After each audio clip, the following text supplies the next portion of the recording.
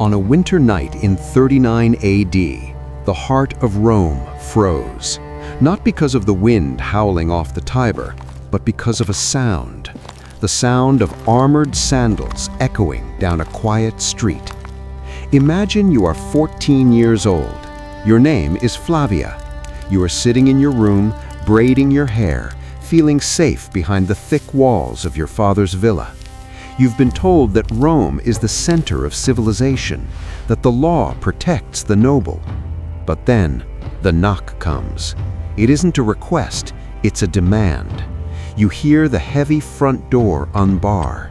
You hear your father's voice, usually so strong in the Senate, crack with a fear you've never heard before. The guards have arrived, and they are carrying the red lantern.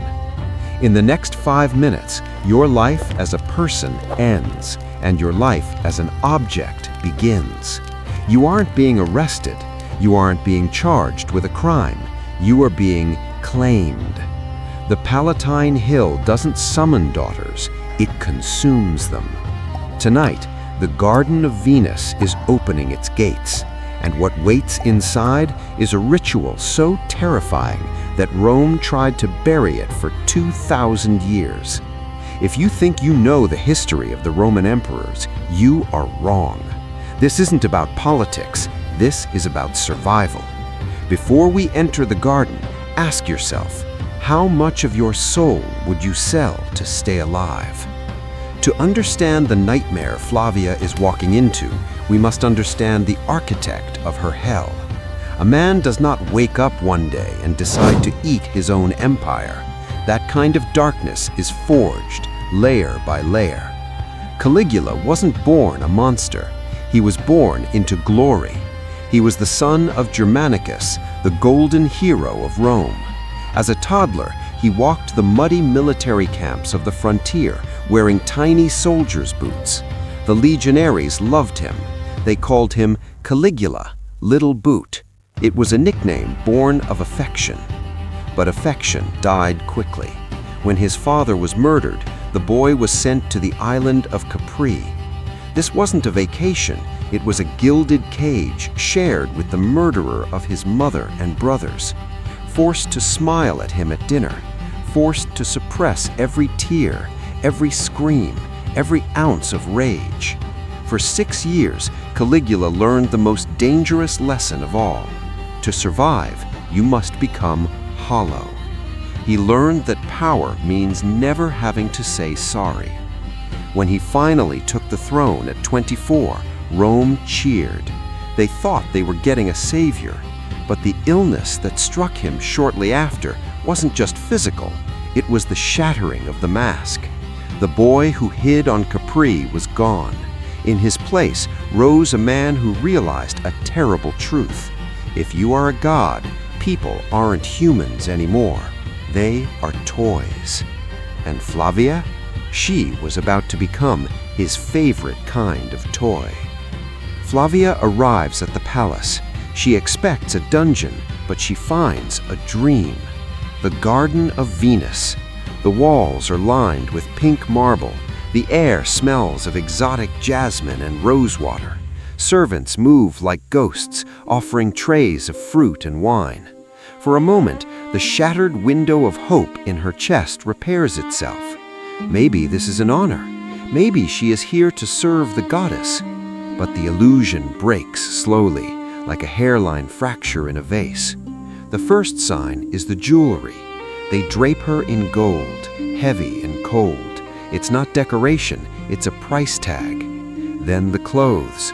The silks are so sheer they dissolve under the torchlight. They aren't meant to clothe her, they are meant to strip her. And then the name. You are not Flavia, the emperor whispers. He gives her a number or a cruel nickname. In that moment, the girl she was, the girl who loved reading, who loved her father, is erased. She is just a body waiting in a room of silk. The true weapon here wasn't the whip, it was the waiting. Psychological torture is a silent killer. You sit in the perfumed dark, listening for footsteps. Will he come tonight? Will he ignore you? Will he sell you to a senator?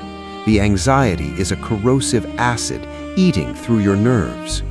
Flavia tries to make friends, but Caligula has poisoned that too.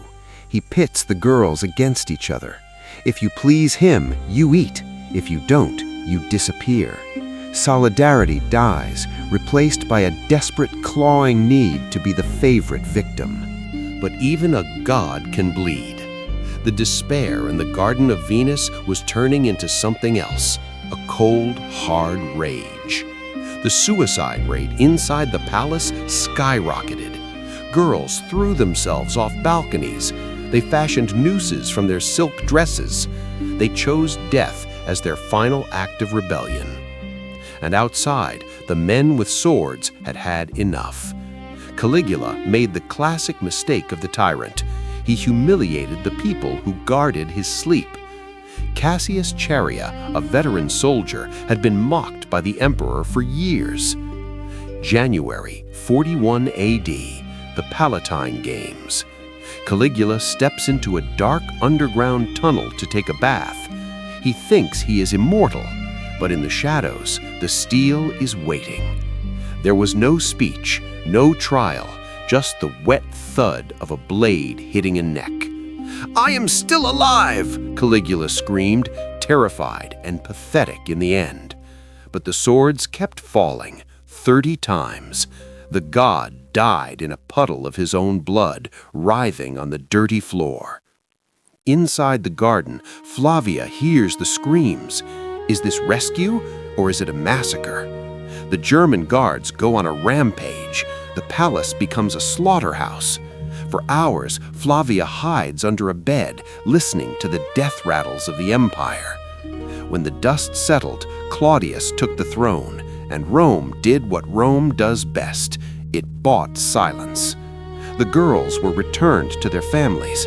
They were given dowries, gold, fine clothes. They were told to go home and forget.